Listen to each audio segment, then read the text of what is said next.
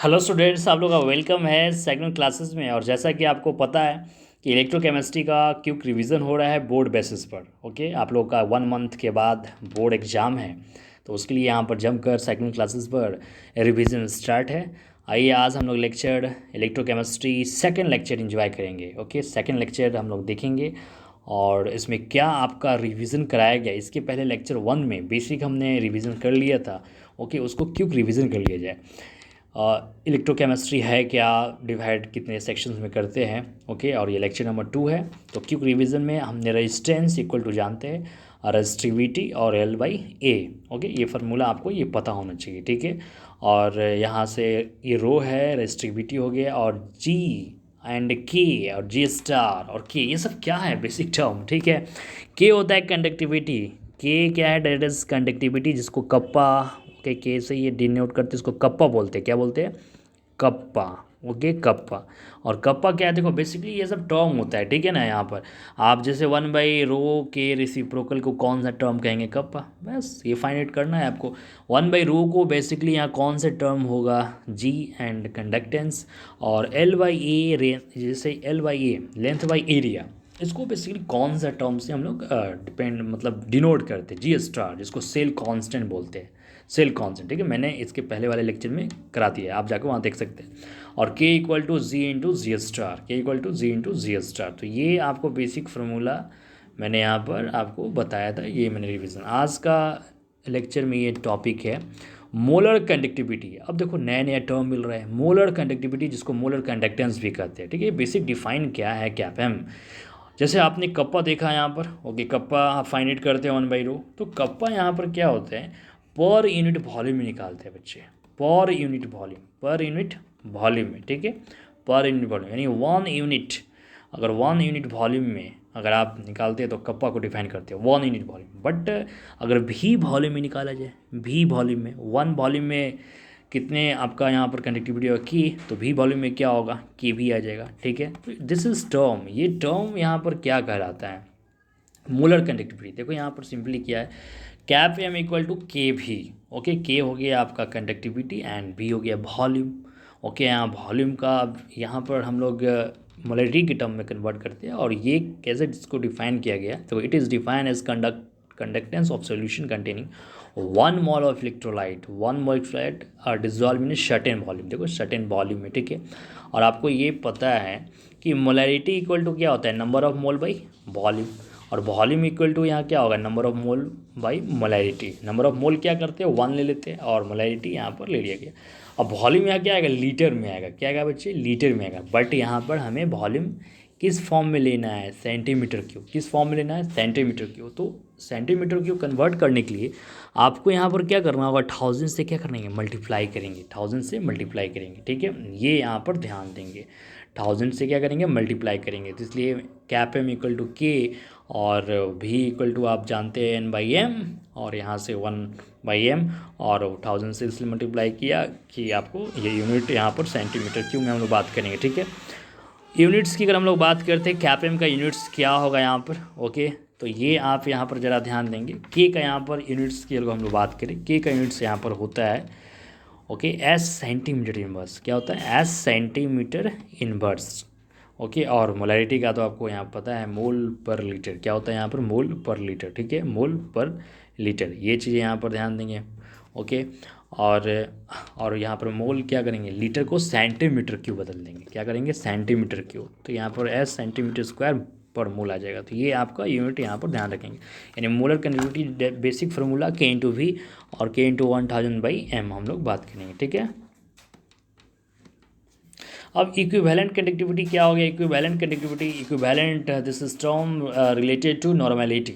Okay, normality से हम लोग ये बिलोंग्स करेंगे, और इसमें भी वही है, it is defined as the conductance of solution containing 1 gram of equivalent of electrolyte dissolved in a certain volume K/V और K/1000। और ये नॉर्मेलिटी यहाँ पर n आ गया, और इसका n सेंटीमीटर स्क्वायर इक्विवेलेंट पर इक्विवेलेंट, ठीक है। तो ये बेसिक आपको यहाँ पर ध्यान रखना लेना है, और कुछ ज़्यादा यहाँ टफ है नहीं, है ना। और यहाँ पर आप ये भी समझ रहे हैं कि यूनिट्स की तो बात कर ही दिए। मोलैरिटी क्या, मोल पर लीटर, लीटर को सेंटीमीटर क्यूब बदलेंगे तो सेंटीमीटर क्यूब, और -1 तो ये स्क्वायर हो जाएगा। तो ये यहाँ तक तो सारे टर्म क्लियर हो गया। अब इस पर एक क्वेश्चन हम लोग देख लेते हैं। जैसे आपका कंसेप्ट क्लियर हो जाए, क्वेश्चन आपको यहाँ पर बताया गया है, इस क्वेश्चन को सॉल्व करेंगे और जिससे आपका कंसेप्ट समझ में आ जाएगा। Okay, the conductivity of 0.25 m molarity solution KCl at 300 Kelvin और is 0.0275 s centimetre inverse. Calculate molar conductivity. Calculate यहाँ मोलर कंडक्टिविटी। अब मोलर कंडक्टिविटी कैलकुलेट करना है तो क्या पे okay, that is molar conductivity और K इंटू 1000 और YM। ओके, यहाँ तक समझ में आ रहा है? अगर नहीं कुछ आए समझ में तो आप कमेंट कर सकते हैं, सजेस्ट भी कर सकते हैं, यहाँ पर दिक्कत है ऐसे। ओके, उस रिगार्डिंग आपको यहाँ पर ध्यान दिया जाएगा, ठीक है। और यहाँ पर आप देख सकते हैं कंडक्टिविटी की बात करेंगे, मोलरिटी तो आपको गिवन है ही 0.25, कंडक्टिविटी यहाँ पर आपको दे रखा है 0.0275 into 1000। Okay, done. By molarity यहाँ पर 0.25। इसको आप सॉल्व करेंगे, जो आएगा वो आंसर आपका ये हो जाएगा। ओके, यहाँ तक क्लियर बेसिक। अब इसके बाद हम लोग नेक्स्ट टॉपिक की ओर बढ़ेंगे। क्या टॉपिक है देखा जाए, इलेक्ट्रोकेमिकल सेल। ये अब आपका पार्ट मतलब इलेक्ट्रोकेमिस्ट्री का एक फर्स्ट पार्ट यहाँ पर स्टार्ट होगा। वो सब बेसिक पार्ट था जो कि कंडक्शन ऑफ सॉल्यूशंस रिलेटेड था। ओके, अब यहाँ पर इलेक्ट्रोकेमिकल सेल की अगर हम लोग बात करेंगे तो एक गैल्वेनिक सेल एग्जांपल, जिसे आप डैनियल सेल और वोल्टिक सेल, इसमें एग्जांपल किसका लिया गया देखेंगे। जिंक आपको यहाँ पर दिख रहा है, जिंक का लिया गया और copper. Okay, this is zinc and copper का यहाँ पर एग्जांपल लिया। अब इसमें जिंक को यहाँ पर एनोड माना गया, कॉपर को कैथोड मान लिया गया। ऐसा क्यों किया गया यहाँ पर?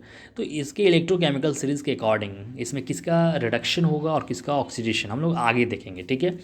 तो अब यहाँ पर जिंक का क्या होता है, इलेक्ट्रोकेमिकल सीरीज़ के अकॉर्डिंगली ऑक्सीडेशन होता है, और कॉपर का क्या होता है, रिडक्शन होता है, ठीक है। यहाँ पर ये चीज़ें, तो अब जिस पर ऑक्सीडेशंस होगा उसको एनोड मानते हैं और जिस पर रिडक्शन होता है उसको कैथोड मानते हैं, ठीक है। ये चीज़ ध्यान रखेंगे। और साइन कन्वेंशंस यहाँ के लिए क्या है, आप जब आप इलेक्ट्रोलाइटिक सेल पढ़ेंगे तो एनोड का साइन और कैथोड का साइन चेंज हो जाएगा, बट यहाँ पर एनोड का साइन क्या है, नेगेटिव, ध्यान देंगे नेगेटिव है, और यहाँ कैथोड का साइन क्या है, पॉजिटिव, ये भी ध्यान देंगे, ठीक है। अब कैसे होता है ये चीज़ हम लोग देखेंगे। ओके, अब जैसे एक सेल बनाया गया है, आप दो सोल्यूशन लिया गया, एक में जिंक सल्फेट जिसमें जिंक रॉड डिप्ट किया गया है, और एक में कॉपर सल्फेट जिसमें कॉपर रॉड डिप्ट किया गया है, और इन दोनों सॉल्यूशंस को कनेक्ट किया गया है एक सॉल्ट फ्रिज से, ठीक है, सॉल्ट फ्रिज। ये चीज़ आप ध्यान देंगे। अब जिधर इलेक्ट्रॉन का फ्लो हो रहा है, देखो अब इलेक्ट्रॉन इधर से कैसे फ्लो हुआ, तो सीधा सा बात है, जिंक में क्या हो रहा है आपको यहाँ पर, आपको मैंने बेसिक टर्म से पहले बताया था, रिडॉक्स इसमें रिलेटेड होगा। देखो जिंक में होता है ऑक्सीडेशन हाफ सेल। अब इसमें ऑक्सीडेशन कैसे हो गया देखेंगे। यहाँ पर जिंक है, जिंक से ऑक्सीडेशन होगा तो ऑक्सीडेशन स्टेट नंबर बढ़ेगा, Zn से Zn2 पॉजिटिव, और ये 2 इलेक्ट्रॉन लॉस करते हैं, ऑक्सीडेशन में लॉस करेगा, ये ध्यान देंगे, ठीक है। और रिडक्शंस में यहाँ पर गेन करेगा। अब जैसे यहाँ देखेंगे जिंक रॉड है, यहाँ से Zn2 पॉजिटिव यहाँ कन्वर्ट हुआ और 2 इलेक्ट्रॉन इस मेटल पर छोड़ दिया, फिर यहाँ पर Zn2 पॉजिटिव, यानी इस सॉल्यूशंस में आप देख रहे हैं पॉजिटिव आयन क्या हो रहा है, बढ़ रहा है, इंक्रीज होगा। देखिए फिर यहाँ पर Zn2 पॉजिटिव और फिर यहाँ पर 2 इलेक्ट्रॉन लॉस। तो अब ये इलेक्ट्रॉन यहाँ से इस वायर के थ्रू फ्लो करेगा, ओके, और यहाँ पर इलेक्ट्रॉन कॉपर पर आएगा, और इस कॉपर यहाँ 2 पॉजिटिव क्या करेगा, इस 2 इलेक्ट्रॉन को गेन करके ये कॉपर डिपॉजिट हो जाएगा। यानी आप इस सॉल्यूशन में देख सकते हैं यहाँ पर पॉजिटिव आयन बढ़ रहा है, और जब इस कॉपर सल्फेट से कॉपर आयन भागेगा तो बचेगा कौन है, SO4 minus, SO4 2 minus. Okay, यानी यहाँ निगेटिव चार्ज बढ़ रहा है इधर, और इधर पॉजिटिव चार्ज बढ़ रहा है। अभी चार्ज को न्यूट्रल करना है तभी यहाँ करंट का फ्लो होगा, ठीक है। ये चार्ज न्यूट्रलिटी पर आपका बेस्ड है। चार्ज न्यूट्रल कैसे होगा, इसके लिए हमने सॉल्ट फ्रीज कनेक्ट किया। ये सब फंक्शन आपसे पूछा जाता है, ओके, क्योंकि CBC सब्जेक्टिव का एग्जाम है, इसको राइट डाउन करने के लिए रहेगा कि वर्किंग ऑफ इलेक्ट्रोकेमिकल सेल क्या है। बेसिकली जो आपने बताया गया ये वर्किंग, इसमें क्या क्या आपने लिया वो आपको एक्सप्लेन करना है। इस सॉल्ट रेज का फंक्शन को एक्सप्लेन करना है, सॉल्ट रेज में होता क्या है, इसमें जो अगर जेली आपका भरा रहता है, अगर जेली, और इसमें ये इनर्ट इलेक्ट्रोलाइट बोलते हैं, इसको क्या बोलते हैं यहाँ पर, इनर्ट इलेक्ट्रोलाइट। ये सब भी आपको ध्यान देना। इनर्ट इलेक्ट्रोलाइट का मीनिंग क्या है, इसका केवल काम होता है बस चार्ज को न्यूट्रल करना, इस रिएक्शन में इन्वॉल्व नहीं होगा, ऑक्सीडेशन और रिडक्शन में इन्वॉल्व नहीं होने वाला, ये आप ध्यान रखेंगे, ठीक है। अब यहाँ से देख रहे हैं इलेक्ट्रॉन का फ्लो हो रहा है, तो इलेक्ट्रॉन के अपोजिट डायरेक्शन में करंट का फ्लो होता है, ये तो आपको पता होगा। यहाँ तक बेसिक सारी चीज़ें मैंने बता दिया, इसमें कोई ज़्यादा आपको आई थिंक मुझे नहीं लग रहा है कि इसमें प्रॉब्लम आएगा, ठीक है। अब यहाँ पर जिंक ऑक्सीडेशन और रिडक्शन, अब दोनों रिएक्शन को ऐड करना है, दोनों रिएक्शन को ऐड करेंगे तो ये ध्यान रखेंगे इलेक्ट्रॉन बैलेंस होना चाहिए, यहाँ 2 इलेक्ट्रॉन इसमें भी और इसमें भी बैलेंस, तभी इन दोनों को ऐड करेंगे। और इसके आप देख रहे हैं रिएक्टेंट साइड Zn और इसके reactant side Cu2 positive positive, और इसके प्रोडक्ट साइड Zn2 पॉजिटिव, और फिर ये प्रोडक्ट साइड Cu, और ये इलेक्ट्रॉन बैलेंस था, एक था यहाँ प्रोडक्ट साइड में, एक था रिएक्टेंट साइड, आपस में कैंसिल आउट हो गया। तो इलेक्ट्रोकेमिकल सेल आई थिंक ये सारी चीज़ समझ में आ गया। बेसिक पार्ट, एनोड पर साइन याद करना है नेगेटिव, एंड कैथोड पर आपका पॉजिटिव। फिर इसका रिप्रेजेंटेशन पढ़ेंगे कि सॉल्ट ब्रिज का जो इस इलेक्ट्रोकेमिकल सेल का एक रिप्रेजेंटेशन क्या होता है। ओके, ये सॉल्ट ब्रिज आप ध्यान देंगे। ये जो टर्म होते हैं राइट साइड पर, ये राइट साइड, ओके, ये राइट साइड क्या होता है, कैथोड, याद रखेंगे।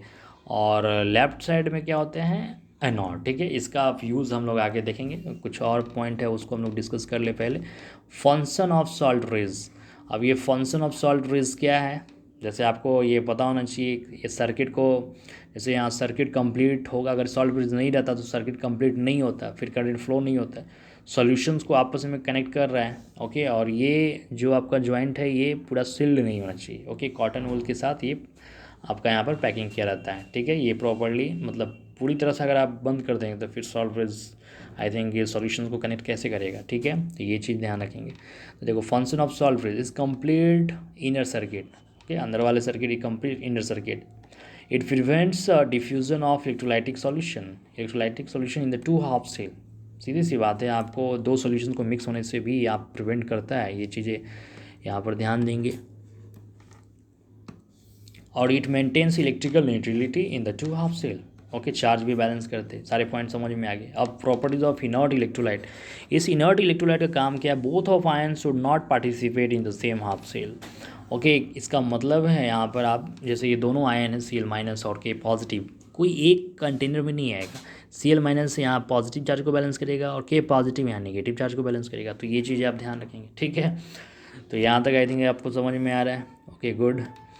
अब यहाँ पर प्रॉपर्टीज़ ऑफ इनर्ट इलेक्ट्रोलाइट की बात करेंगे। Both of ion should not participate in the same half cell, और velocity of both ion, velocity of both ion की बात करेंगे of electrolyte should be same होना चाहिए। अगर ये एक स्लो स्पीड में बैलेंस न्यूट्रल करेगा, एक फास्ट करेगा, तो फिर भी यहाँ चार्ज बैलेंस नहीं होगा, ओके। Cl मैंने फास्ट यहाँ मेंटेन करेगा और K पॉजिटिव स्लो, तो बैलेंस होगा। तो ये इलेक्ट्रोकेमिकल सेल का एग्जाम में आपको आता है, तो अच्छे से इसको ध्यान देंगे, ठीक है। और मैंने बेसिक जितना हो सका मैंने शॉर्ट में ही आपको कराया, ठीक है। अब इसके 2 लेक्चर में ये चैप्टर कंप्लीट हो जाएगा, ठीक है। अब ये सेकंड लेक्चर चल रहा है। अब हम लोग आगे देखते हैं रिप्रेजेंटेशन ऑफ इलेक्ट्रोकेमिकल सेल। मैंने अभी बताया रिप्रेजेंटेशन मतलब ये जो लाइनें हैं, डबल लाइनें आप देख रहे हैं, इस डबल लाइनिंग के राइट साइड में कैथोड हाफ सेल है और लेफ्ट साइड में आप anode half cell. Anode half cell में ऑक्सीडेशन, कैथोड में रिडक्शन, ये तो आपको पता है, ठीक। और ये जो लाइनें हैं इसी को बोलते हैं सॉल्ट ब्रिज। ये लाइन रिप्रेजेंट करता है सॉल्ट ब्रिज। सॉल्ट ब्रिज के ही ना आप राइट साइड और लेफ्ट साइड ये होते हैं।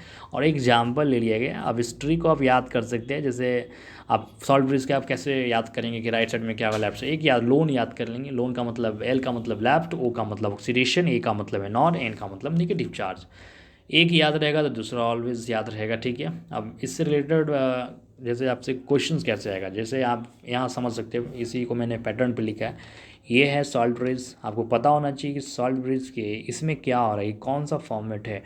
रिडक्शन जब भी होता है तो ऑक्सीडेशन स्टेट उसका डिक्रीज फॉर्म में होता है, ध्यान देंगे। ऑक्सीडेशन स्टेट डिक्रीज फॉर्म में, 2 पॉजिटिव से देखो 0 डिक्रीज आ रहा है ना। और जिसमें जिसमें ऑक्सीडेशंस होता है उसमें आपका ऑक्सीडेशन स्टेट इंक्रीज फॉर्म में, देखो 0 से 2 पॉजिटिव। ऑक्सीडेशन स्टेट क्या हो रहा है, इंक्रीज हो रहा है 0 से 2 पॉजिटिव, ओके। ये चीज़ भी आपको ध्यान में होना चाहिए, 0 से 2 पॉजिटिव। तो ये है ऑक्सीडेशन और ये रिडक्शन। यहाँ कोई क्लियर मतलब दिक्कत है आपको कि ऑक्सीडेशन और रिडक्शन कैसे आप आइडेंटिफाई कर पाएंगे, तो ये आपको आना चाहिए। अब इससे रिलेटेड क्वेश्चन देख लेते हैं किस टाइप का क्वेश्चन आपके बोर्ड में पूछे जाते हैं, ठीक है, ध्यान दीजिएगा। जैसे क्वेश्चन मैं दे दिया आपको Zn2 पॉजिटिव और CO, आप इससे क्या होता है ना, एक यहाँ पर एन फैक्टर निकालने आता है। एन फैक्टर ध्यान देंगे, एन फैक्टर का मतलब है कि आप ऑक्सीडेशन हो या रिडक्शन हो, उसमें नंबर ऑफ इलेक्ट्रॉन कितना एक्सचेंज हो रहा है, exchange of number of electron, मतलब एक्सचेंज ऑफ नंबर ऑफ जो इलेक्ट्रॉन कितना उसमें एक्सचेंज हो रहा है, एन फैक्टर। ओके, अब कैसे आप समझेंगे, जैसे आप ये तो आपको समझ में आ गया कि इस सॉल्ट रेज के ये एनॉड है तो इसमें ऑक्सीडेशन और ये रिडक्शन, आई थिंक ये इसमें कोई डाउट नहीं है।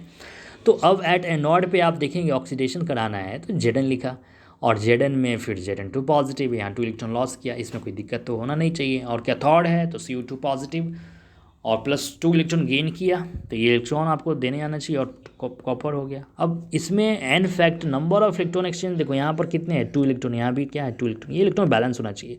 सपोज दैट यहाँ पर अगर 1 होता तो आपको ये इक्वल करना पड़ता, ठीक है, ये चीज़ें ध्यान देना है। अगर यहाँ पर 1 होता तो आपको इसको इक्वल करना है, किसके इक्वल है, 2 इलेक्ट्रॉन के, तो 2 से मल्टीप्लाई करते हुए ये बात यहाँ मिला जुला के वही है, अगर इलेक्ट्रॉन अनबैलेंस भी है तो इक्वल करना है, ठीक है, ये चीज़ आपको ध्यान देना है। ऐसा नहीं है कि अब यहाँ पर एन फैक्टर आप बोल देंगे कि 1 हो जाएगा, ओके, इसमें 2 है 3 हो जाएगा, जोड़ना नहीं है। या तो एन फैक्टर आप किसी का भी इलेक्ट्रॉन एक्सचेंज ले सकते हो, ऑक्सीडेशन का लो या रिडक्शंस का लो, सेम ही आएगा, ठीक है, ये चीज़ें आप ध्यान रखेंगे। तो हम लोग यहाँ पर थे, अब ये एनोड पे था ऑक्सीडेशन लिख देते हैं और कैथोड पे था रिडक्शन, ठीक है। तो अब यहाँ पर एन फैक्टर क्या है, इसमें भी 2 इलेक्ट्रॉन, इसमें भी 2 इलेक्ट्रॉन, कोई ये एन फैक्टर ओवरऑल 2 होगा, ये नहीं कि ऐड कर देंगे या मल्टीप्लाई कर देंगे, नो नथिंग, कुछ भी नहीं। अब इन दोनों को ऐड करेंगे यहाँ पर, तो देखो Zn और फिर CO2 पॉजिटिव, फिर एरो और Zn2 पॉजिटिव, फिर ये CO, बस ऐसे काम आप करना, ठीक है, यहाँ पर ध्यान देंगे। अब जैसे कि मैंने एग्जांपल दिया, इसको आप सॉल्व करो, है ना, पॉज कर दो वीडियो और सॉल्व करेंगे। कैसे आप करेंगे, इससे इसका एन फैक्टर फाइंड करेंगे। तो सबसे पहले क्या करेंगे, ये तो पता है एट एनॉड, वो तो ऊपर का ही आप कॉपी कर लेंगे, है ना, सिंपल कि Zn है और फिर यहाँ पर आपका Zn2 पॉजिटिव, चलो ये डन क्लियर, और यहाँ 2 इलेक्ट्रॉन लॉस करेंगे।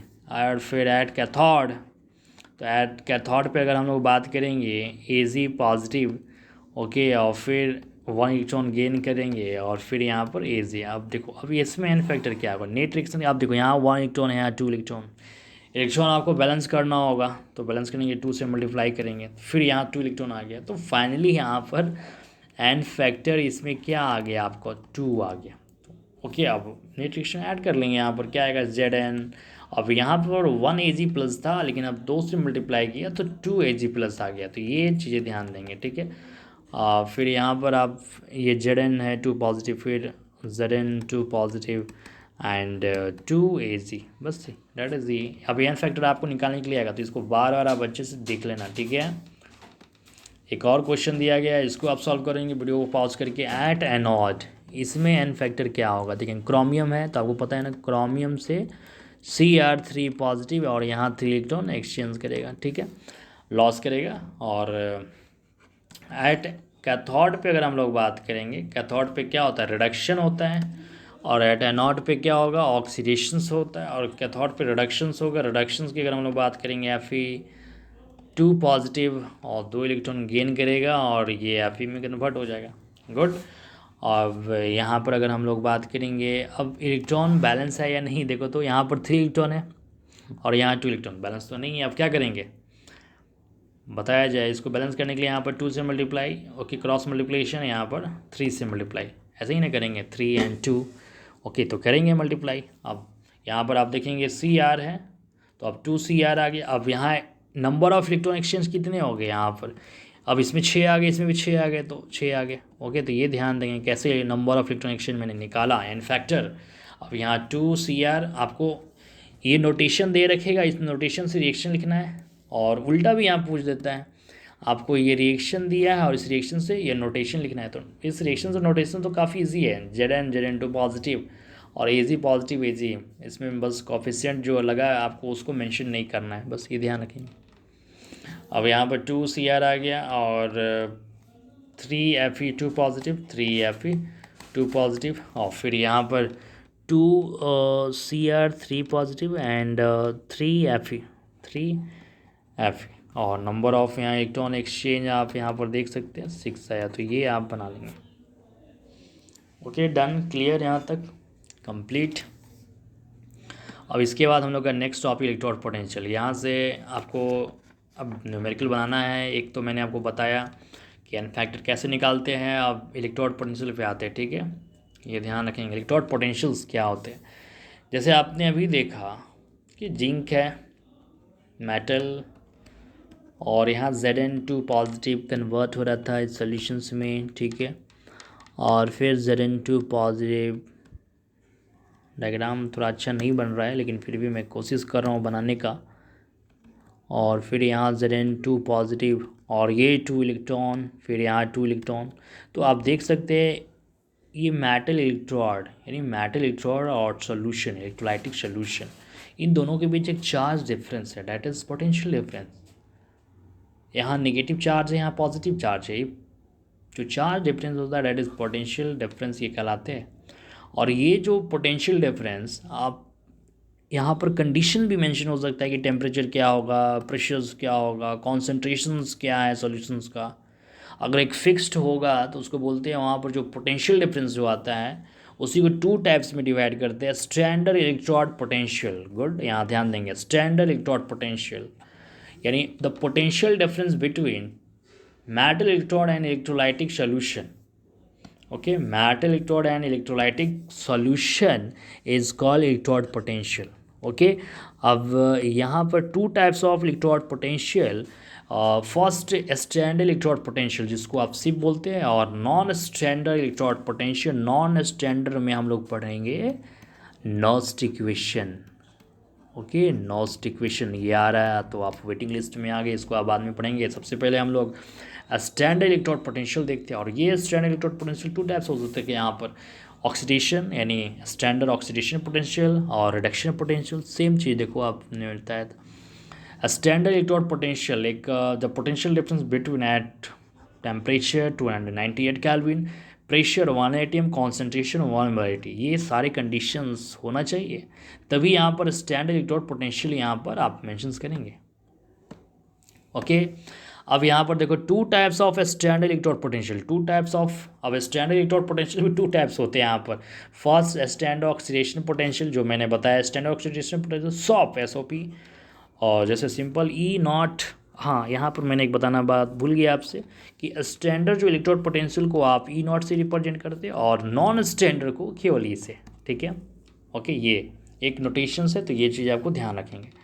अब यहाँ पर देखो स्टैंडर्ड ऑक्सीडेशन पोटेंशियल जिसको आप E0 से डिनोट करते हैं और वो X लिख देंगे, ऑक्सीडेशन। और ऑक्सीडेशन में पता है ऑक्सीडेशन स्टेट बढ़ता है बस। और जैसे एग्जाम्पल आपको दे रखा है Li पॉजिटिव, इसका वैल्यू दिया रहेगा। जिंक है, ये कुछ एग्जाम्पल है। तो ऑक्सीडेशन पोटेंशियल में आपने देख लिया फॉर्मेट कैसे लिखेंगे, ठीक है। और फिर यहाँ पर आप देखो आगे हम लोग देखते हैं standard reduction potential, SRP, standard reduction potential.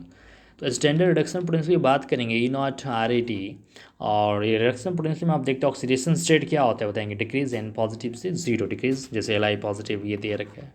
अब आपको कभी कभी क्वेश्चंस में ये दे देगा, जैसे यहाँ पर आपका रिडक्शन पोटेंशियल दिया है ना Li, आपसे पूछ दे कि इसका बताओ ऑक्सीडेशन पोटेंशियल्स क्या होगा, है ना। ऑक्सीडेशन पोटेंशियल जहाँ माइनस से मल्टीप्लाई करेंगे, रिलेशन मैंने बताया SOP equal to minus SRP, यानी E0 oxidation potential is equal to minus E0 reduction. Okay, negative. अगर आपको रिडक्शन पोटेंशियल पता है तो ऑक्सीडेशन पोटेंशियल भी आप निकाल सकते हैं, बस माइनस से क्या करना है, मल्टीप्लाई। अगर ये नेगेटिव है तो पॉजिटिव होगा, अगर ये पॉजिटिव है तो नेगेटिव है, आप ऐसे भी समझ सकते हैं, कुछ ज़्यादा टफ है नहीं। अब जैसे यहाँ जिंक का 2 पॉजिटिव से ये रिडक्शन पोटेंशियल में दे रखा है, तो इसका ऑक्सीडेशन तो आप पता है ना Zn एंड Zn2 पॉजिटिव, अगर नेगेटिव है तो ये पॉजिटिव कर दो, पॉजिटिव रहेगा तो नेगेटिव कर देंगे। ओके, तो ये एक दोनों के बीच रिलेशन आपको पता होना चाहिए।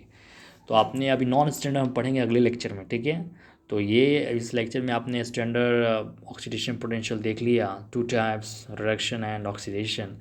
अब एक लास्ट इम्पॉर्टेंट टर्म जो है सेल पोटेंशियल, ये भी, और इलेक्ट्रोमोटिव फोर्स सेल पोटेंशियल जिसको आप E0 सेल से रिप्रेजेंट करते हैं। अब ये क्या है, ये काफ़ी इंपॉर्टेंट है, ध्यान से। ओके, इस चैप्टर का एक इम्पॉर्टेंट मतलब पार्ट हो गया एक तरह से, समझो कि सेल पोटेंशियल क्या है। बहुत बच्चे कंफ्यूज होते हैं, इलेक्ट्रोमोटिव फोर्स EMF क्या है यहाँ पर। पहले बेसिक आप सेल पोटेंशियल देखते हैं। जैसे आप मार्केट से सिंपल आप सेल यूज़ करते हैं, ओके।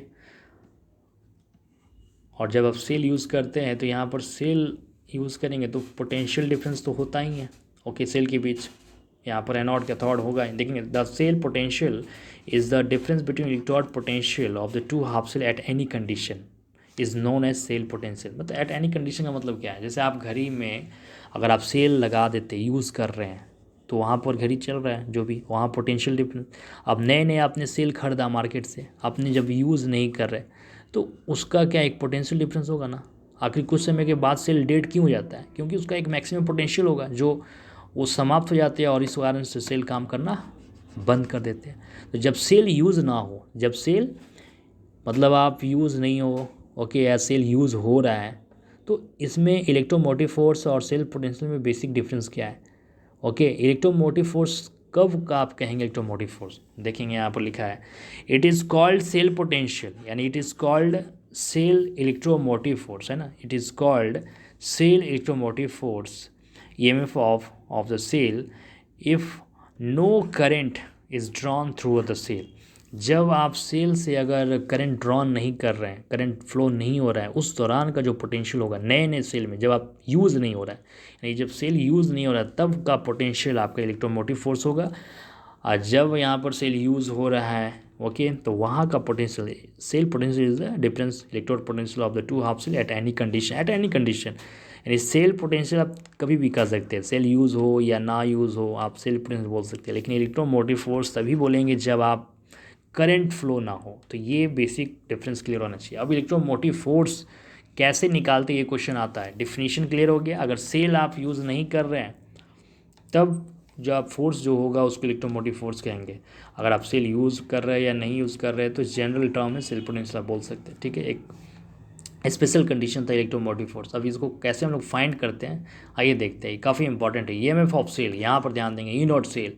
तो E0 सेल कैसे निकालते हैं, आपने देखा यहाँ पर कि एनोड और कैथोड होता है, कैथोड पे रिडक्शन, एनोड पे ऑक्सीडेशन। तो जो इलेक्ट्रोमोटिव फोर्स जो पोटेंशियल डिफरेंस आता है वो कैथोड माइनस एनोड करेंगे।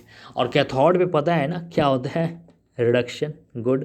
तो यहाँ वैल्यू जो हम लोग लिखते हैं अभी मैंने बताया standard oxidation potential, standard reduction potential, जो वैल्यू आपने देते हैं और कैसे आपने वैल्यू यहाँ पर देते हैं, ओके, ये सब वैल्यू मैंने अभी बताया कि ये Cr3 पॉजिटिव Cr है तो 3 पॉजिटिव से 0 ऑक्सीडेशन स्टेट डिक्रीज आ रहा है तो ये रिडक्शन फॉर्मेट में दिया है, 2 पॉजिटिव से 0 ये भी रिडक्शन फॉर्मेट में दिया है। तो यहाँ जो कैथोड पे रिडक्शन होता है तो वैल्यू भी आप रिडक्शन में देंगे। और एनोड पे क्या होता है बच्चे, ऑक्सीडेशन। लेकिन यहाँ जो वैल्यू जो आप पुट करेंगे, ओके, जो वैल्यू आप यहाँ पर जो पुट करेंगे वो रिडक्शन में करेंगे, यहाँ होता है ऑक्सीडेशन, ठीक है। वो ध्यान देंगे, आप क्वेश्चन बनाएंगे तभी आपको समझ में आएगा ये चीज़, ठीक है, अच्छे से ध्यान देंगे। यहाँ होता है ऑक्सीडेशन, लेकिन जब आप वैल्यू जो पुट करेंगे, जब वैल्यू आप पुट करेंगे ना तो वो रिडक्शन फॉर्म में लिखेंगे। जैसे कि एग्जाम्पल से यहाँ समझो, Cr3 positive, Fe2 positive Fe, ये तो पता है ना, सॉल्ब्रिज है ये एनोड एंड कैथोड, राइट, सही है। ये वैल्यू आपको दे रखा है। अब आपसे पूछ दें यहाँ पर E0 सेल पूछा जा रहा है, E0 सेल बताओ। तो E0 सेल के लिए आपको क्या पता है, E0 कैथोड माइनस क्या करते हैं, E0 एनोड, यानी कैथोड माइनस एनोड करेंगे यहाँ पर, राइट। अब कैथोड पे क्या होता है, रिडक्शन। कैथोड पे क्या होता है, रिडक्शन। अब यहाँ पे देखो ये वैल्यू भी क्या है, Cr3 पॉजिटिव C है 0 है, ये भी रिडक्शन फॉर्मेट में दिया है, 2 पॉजिटिव और 0 ये भी रिडक्शन फॉर्मेट में दिया। तो आप किसको लिखेंगे यहाँ पर, तो यहाँ से इस वैल्यू से नहीं पता चलेगा। आप यहाँ सॉल्ट ब्रिज नोटेशन से देख लो, इसमें आप रिडक्शन हो रहा है, इसमें ऑक्सीडेशन हो रहा है। तो यहाँ से कन्फर्मेशन हमें मिल गया कि आयरन का जो वैल्यू हमें लिखेंगे और रिडक्शन फॉर्मेट में, रिडक्शन वाले में टर्म में लिखेंगे। देखेंगे इधर कैथोड पे, यानी आयरन वाले हम लिखेंगे कैथोड में और क्रोमियम का लिखेंगे एनोड वाले में, ये तो पता ही है आपको। तो आप देखो कैथोड पे किसका वैल्यू लिखेंगे, आयरन का। तो आयरन का यहाँ रिडक्शन, मैंने बोला रिडक्शन वैल्यू में लिखना है, तो रिडक्शन में है ना, दिया है ना ये वैल्यू। ये कभी कभी ऑक्सीडेशन में भी देता है, लेकिन आपको चेंज करके मैंने बताया अगर ऑक्सीडेशन में देगा तो उसका रिडक्शन में करने के लिए माइनस में मल्टीप्लाई कर देंगे, या नेगेटिव होगा तो पॉजिटिव, पॉजिटिव होगा तो नेगेटिव। ये चीज़ें ध्यान रखेंगे, ठीक है। कैथोड पे आप यहाँ पर ध्यान देंगे, आपको पता चल गया आयरन का वैल्यू लेंगे तो माइनस 0.44 और नेगेटिव। एनोड पे क्या होता है, ऑक्सीडेशन, राइट। लेकिन ये वैल्यू जो पुट करते हैं रिडक्शन, ये एक यूनिक है, आपको कन्फ्यूज़न यहीं पर होगा, ठीक है, ये ध्यान रखेंगे। तो क्रोमियम का देखो यहाँ वैल्यू क्या है, रिडक्शन में ही दिया है, तो आप वैल्यू पुट कर दो -0.74 वोल्ट और -0.44 एंड +0.74। ओके, अब 440 एंड 743 एंड 0 इतने वोल्ट आ गए। तो ये डन, क्लियर, ये आप बना लेंगे अच्छे से। गुड। तो एक दो बार तो आपको ये थोड़ा सा ध्यान देना है। इसके लिए एक एग्जांपल और है, उसको भी सॉल्व कर ले। देखो ये दिया है। अब यहाँ पर आप ई नॉट सेल निकालते आराम से दिखेंगे कैसे। ई नॉट कैथोड में से ई नॉट एनोड। अब ये कैथोड एनोड कैसे डिसाइड करेंगे? सॉल्व ब्रिज है, ये पता है ना, ये कैथोड वाले है, यानी कॉपर का वैल्यू लेंगे। तो कॉपर का वैल्यू जब यहाँ लेते हैं तो ये चेक कर लेना, ये रिडक्शन फॉर्म में होना चाहिए। 2 पॉजिटिव से 0, राइट, रिडक्शन में तो ले लो 0.34 माइनस एनोड पे तो जिंक का। अब जिंक का जब वैल्यू लेंगे तो ये फॉर्मेट क्या होना चाहिए? रिडक्शन में होना चाहिए। देखो 0 से 2 पॉजिटिव, रिडक्शन में नहीं दिया है तो इसको रिडक्शन में कन्वर्ट कर लेंगे। Zn 2 पॉजिटिव से Zn। अब यहाँ पर क्या आ गया? -0.76 वोल्ट। अब लेंगे वैल्यू। अब ऑक्सीडेशन, अब क्या मायने बैठ आते हैं, एनोड पे ऑक्सीडेशन हो रहा है तो ये वैल्यू तुरंत पुट कर लेंगे तो रॉन्ग हो जाएगा, ठीक है। तो -0.76 और सॉल्व कर लेंगे 0.34 एंड +0.76 और जो आंसर आएगा वो। इसके बाद क्वेश्चंस है क्या? अब नो, अब नहीं है। तो आज के लेक्चर को हम लोग यहीं पर ओवरऑल समाप्त करते हैं। तो आपने देखा क्या क्या आपने पढ़ा।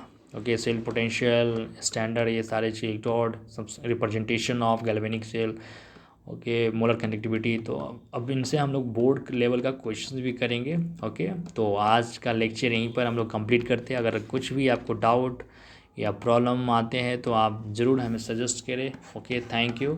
और इसके बाद हम लोग नेक्स्ट क्वेश्चन पढ़ेंगे। Okay, thank you, welcome. Okay.